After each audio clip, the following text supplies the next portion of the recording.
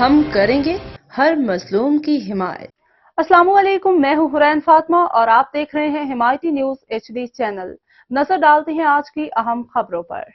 SHO سکھن Javed ابلو کی جرائم پیشہ عناصر کے خلاف کامیاب کارروائی۔ کراچی محمد وقار بھٹی کی رپورٹ۔ تھانہ سکھن کے SHO جاوید ابلو کی قیادت میں جرائم پیشہ عناصر کے خلاف مؤثر کارروائیاں جاری ہیں۔ حالیہ آپریشن میں پولیس نے شہریار ٹاؤن میں غیر معیاری غیر قانونی طور پر تیار کیے جانے والے کوکنگ آئل کے خلاف کامیاب چھاپہ مارا، جہاں بلال اور جاوید نامی افراد غیر معیاری تیل تیار کر رہے تھے۔